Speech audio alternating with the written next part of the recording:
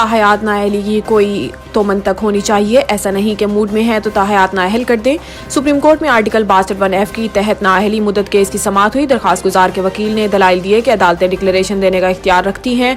2017 में supreme court ने करार दिया जब हकाइक तस्लीम शुदा हों डिक्लेरेशन दिया जा सकता है। चीफ जस्टिस ने रिमार्क्स दिए कि सुप्रीम कोर्ट कैसे डिक्लेरेशन दे सकता है, सुप्रीम कोर्ट को यह हक कैसे हासिल हुआ, क्या सुप्रीम कोर्ट आर्टिकल 62(1)(f) का बराह रास्त कोर्ट ऑफ लॉ के इख्तियार का इस्तेमाल कर सकती है, क्या इलेक्शन ट्रिब्यूनल ताहयात नाअहल भी कर सकता है। सवाल यह है कि नाअहली ताहयात होगी, ये कहाँ लिखा हुआ है। नाअहली ताहयात का असूल तो समीउल्लाह बलोच केस में तय किया गया। अगर हम समीउल्लाह बलोच केस और सेक्शन 232 दोनों को गलत कह दें तो नाअहली तो एक दिन भी नहीं रहेगी।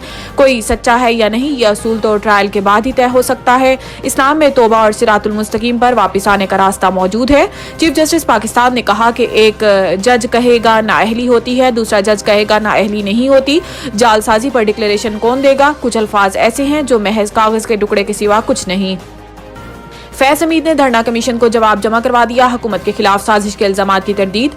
जराये के मुताबिक साबिक DGISI फैज हमीद ने कमीशन की तरफ से दिए गए सवालों के जवाब दिए। जराये का बताना है कि फैज हमीद ने जवाब में कहा है कि 2017 में होने वाले धरने में इस वक्त की हुकूमत की हदायत पर तहरीक लब्बैक पाकिस्तान के साथ मुज़ाकरात किए थे। जराये के मुताबिक फैज हमीद ने अपने जवाब में बताया कि 2017 में इस वक्त वजीर आजम शाहिद खाकान अब्बासी और वजीर दाखिला एहसन इकबाल की सरबराही में काबीना का एक इजलास हुआ जिसमें इंटेलिजेंस के सरबराह नवीद मुख्तार और मिलिट्री क़यादत भी शरीक थी। इन तमाम अफराद की मुश्तरका हदायत पर TLP से मुज़ाकरात किए थे।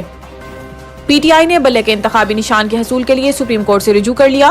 तहरीक इंसाफ ने पेशावर हाई कोर्ट के फैसले के खिलाफ सुप्रीम कोर्ट में अपील दायर कर दी जिसमें मौक़िफ़ अख्तियार किया गया है कि इलेक्शन कमीशन की दरखास्त काबिल समाअत ही नहीं थी। इलेक्शन कमीशन इस मामले में फरीक नहीं बन सकता। दरखास्त में कहा गया है कि दीगर सियासी जमातों के बरक्स PTI के खिलाफ इम्तियाजी सलूक किया जा रहा है। इलेक्शन कमीशन ने बल्ले का इंतखाबी निशान वापस लेते हुए वक्त शवाहिद को मद्देनजर नहीं रखा, जबकि पेशावर हाई कोर्ट के जज ने कानून की गलत तशरीह की जिसके बाइस नाइंसाफी हुई।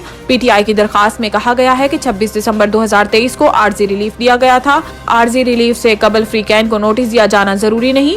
नाकाबिले तलाफी नुकसान के खदशात के तहत अबूरी रिलीफ दिया जाता है। पेशावर हाई कोर्ट को बताया कि बल्ले का निशान ना मिलने से ना तलाफी नुकसान होगा।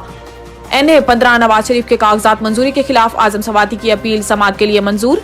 PTI रहनुमा आजम सवाती ने मुस्लिम लीग नून के कायद नवाज शरीफ के एबटाबाद में कौमी असम्बली के हल्के NA-15 से कागजात नामजदगी के मंजूरी के खिलाफ अपील दायर की थी जिसे समाअत के लिए मंजूर कर लिया गया है।